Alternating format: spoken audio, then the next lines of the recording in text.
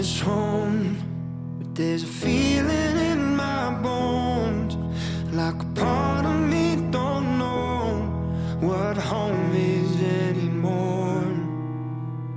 And all these lines keep me frozen in time. My name is Casey Andrew. I'm an ex-army engineer turned filmmaker. I'm frustrated, angry and saddened and want to help out. The only way I know how to help out is to film a self-funded documentary to hopefully shed some light and get some answers on this devastating topic.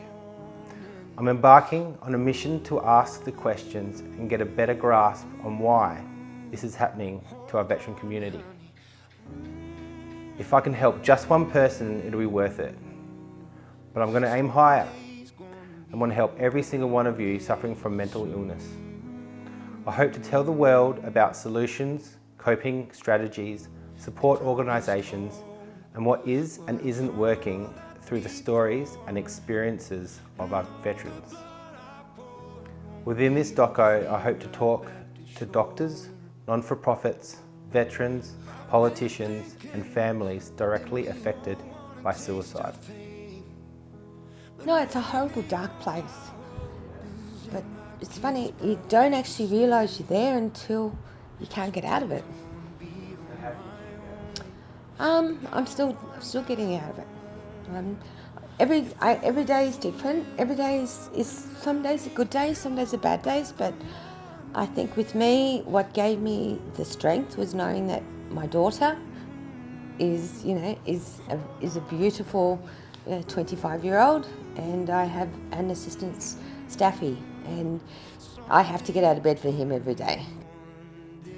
You can probably notice it now, you get emotional. And you don't want to be seen like this.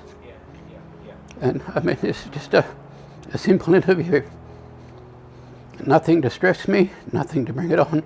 It comes out. And you don't want to do that in public. So yeah, the males will hide it, walk away from it. And the only way you sort of get over it is you get angry with yourself, you smash something to try and bring yourself back to some normal existence. And I think not physical violence against people, but against objects is one point of picking that you've got a problem. What reaches for that alcohol when you're really depressed and tired?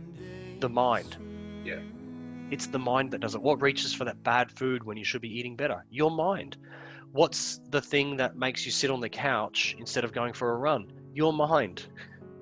Why don't we start with the source of everything in our lives? Everything in our lives happens between our ears. Yeah. And we know so little about our own mind and our own selves.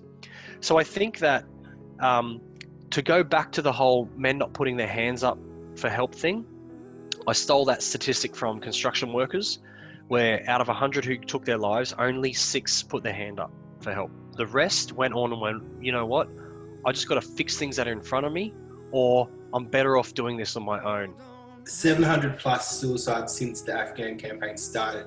And that's just veterans, that knock-on effect that you're talking about, who knows how many, yeah, it is. And that 700 plus is all that we know about. Exactly, man. So what about the boys? What about the people that are out in the bush, or people that have had no family contact for a while, and no one's found out yet? Having an assistant dog just calms me. She's pretty much the best thing. I can go on I can go to crowds now. I can go to a festival, and even if I'm by myself, I can sit in a corner and pat her and calm myself down. It got to the stage I couldn't go out, and when I did, I still have music in my ears, blaring music, drugs, Valium, Endone, pretty much legal my prescribed drugs. But if I went to a concert, I have to abuse them to be evil, to be able to go to something like that. Thinking back to the conditioning as a soldier, like when you're on deployment and you need to do soldier shit, like you need that. Like when the stress levels hit, or you're walking through the bush or through wherever and you're getting contacted, like you need to respond with anger, with hate, and with ferocity. right? That doesn't work when you're just late for a haircut and you're blowing up in traffic, right? So the thing that it made me realize in my time in hospital is we've got PTSD may be a problem, PTSD and all these anger management issues and all that type of substance abuse, all that type of stuff, yeah, they're absolutely problems. But the thing I've come to realize is the biggest problem that no one's really talking about or no one really acknowledges is you got like 300,000 veterans running around Australia, like with military grade thinking, that's just not working in the civilian world.